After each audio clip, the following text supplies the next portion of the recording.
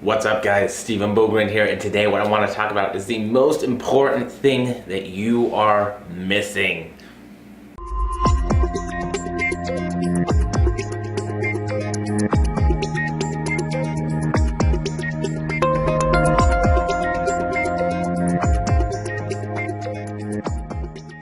So hey everybody, Stephen Bogren here from Pro Physique. And today I want to talk about what I think the number one thing is that most people are missing out on in terms of coming out of a prep, going into a prep, and just in general life, making progress and gains, especially in the gym. But before that, let's do a little bit of an Olympia update because that's what we were. So Olympia, always a great time, right? Always a lot of fun. If you watch me on Instagram, you know that I put up some fake pictures to sort of exemplify that fun. Ha ha ha. So anyways, great thing about the Olympia is the expo. Obviously, this show is always really cool. It's very nice to see what they're, awarding at the pro level. And it was, of course, nice to see that Shawn Rhoden finally brought in the package that took first place, knocking Phil off the pedestal, at least for the time being. So congratulations, obviously, to Shawn Rhoden. I'm sure you watch my channel.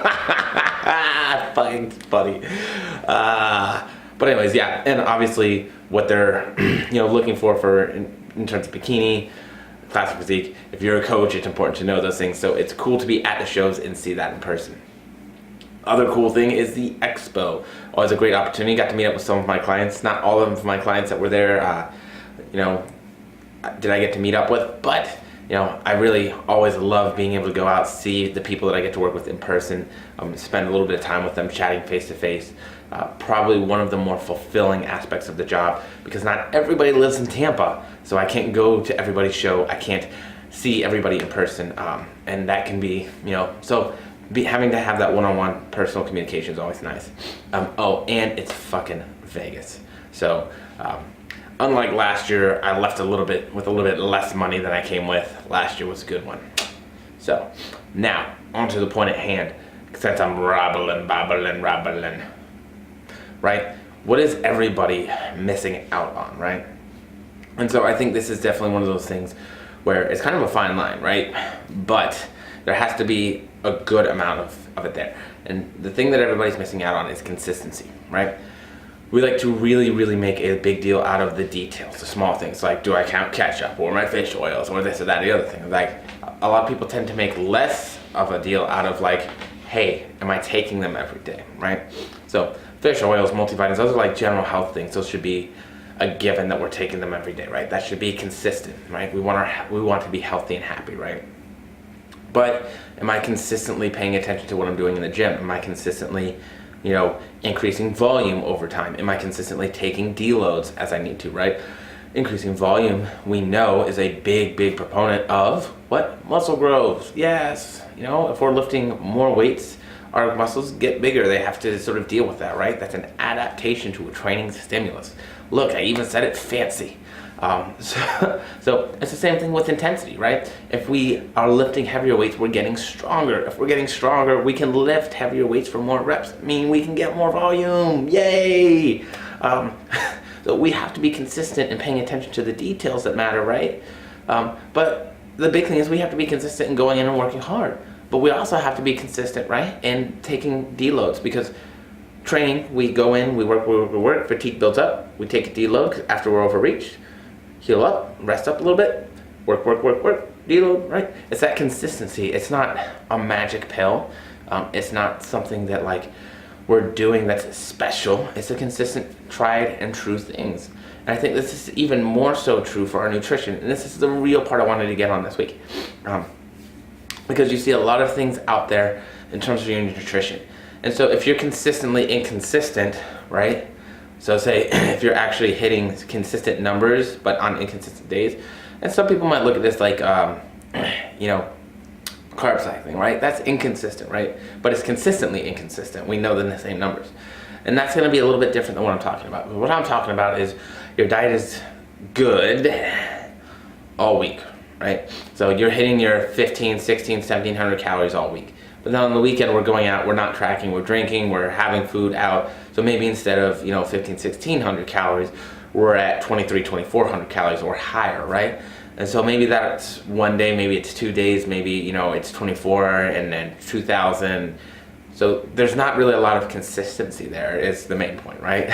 So we have that consistency, right? We have that stimulus to our body, like, hey, this is what you should be used to, and then we're gonna go overboard. So I think what makes a lot more sense is to have even that consistent inconsistency,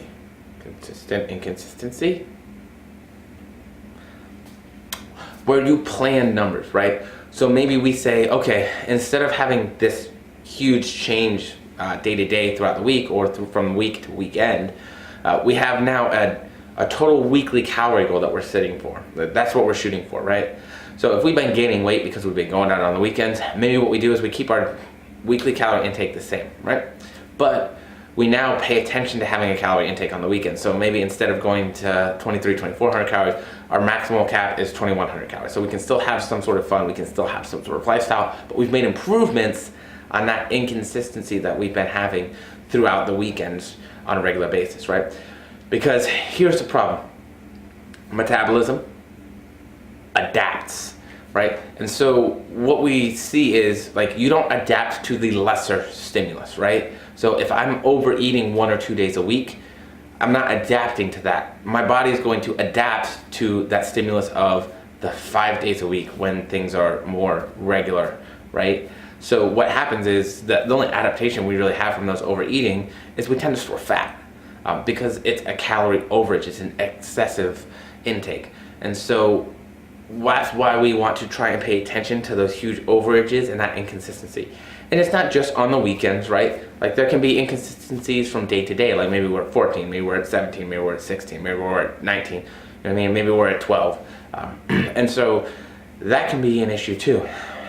The main thing is, first and foremost, get you a weekly calorie goal, right? So if you're having a lot of issues with inconsistency, getting to be at a weekly calorie or macro goal is the best thing that you can do. Always keep protein the same, right?